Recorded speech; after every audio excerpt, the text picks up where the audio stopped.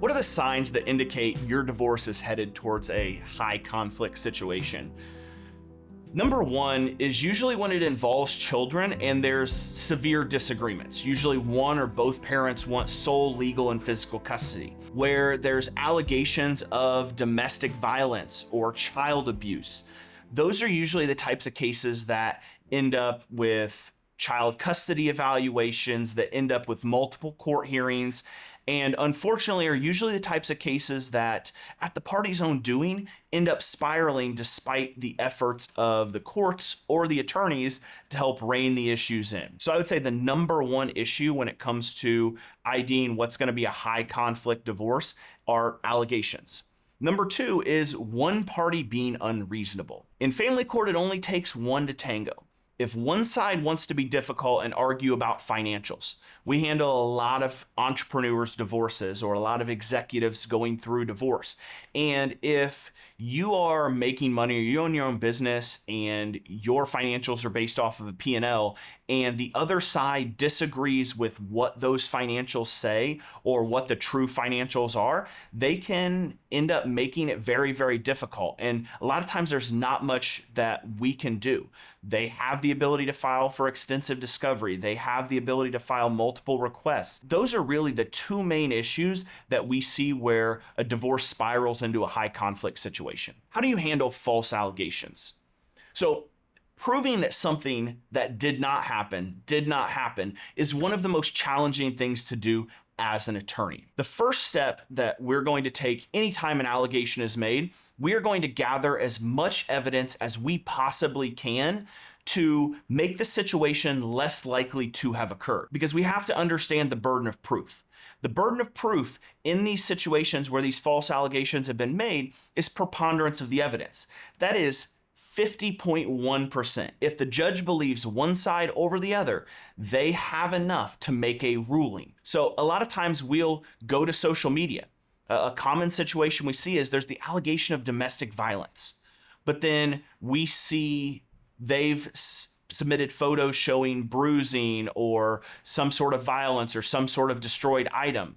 Well, we'll immediately go to their social media and you'd be amazed at the number of times that individuals have made these allegations, but then we find date stamped photos of the family at a theme park or in a outfit that would show the bruise and the bruise is not there. So we're going to go to social media. We're also going to go to anybody who may or may not have witnessed the issue or been told about the issue.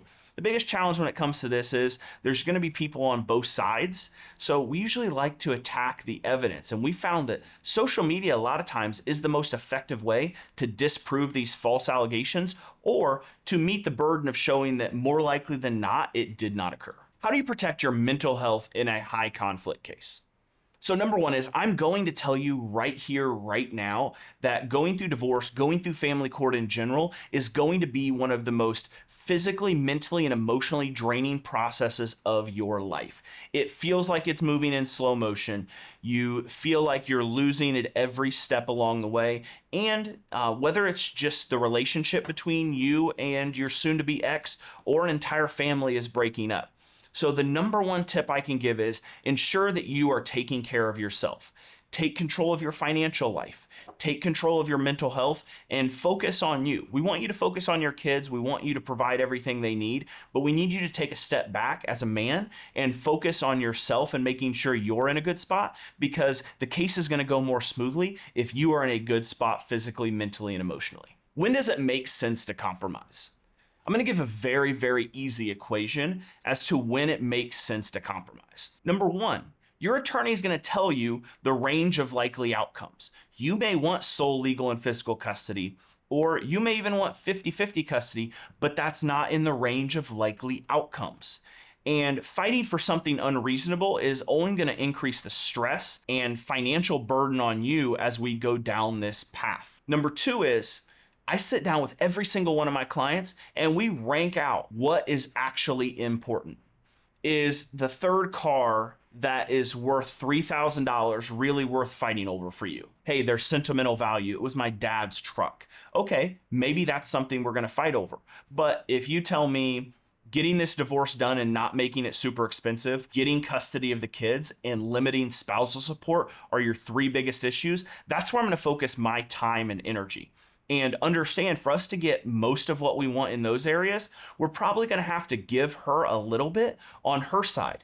Maybe it is getting a little bit higher percentage of the equity in the home, or not a 50-50 equal division of the community property. We want to look at what's important to us and what really matters, and we want to be willing to compromise on really anything and everything else. So number one, listen to your attorney. They're going to be able to give you a very, very accurate range of possibilities. And number two is, don't fight if it's not important.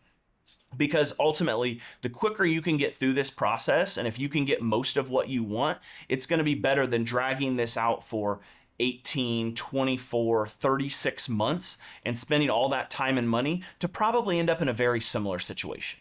If you're in a high conflict family court situation, whether it be divorce, domestic violence, or child custody, click the link in the description or give us a call at the number in the description to schedule a free case evaluation with our team, and we can discuss how we can help you successfully navigate your high conflict situation.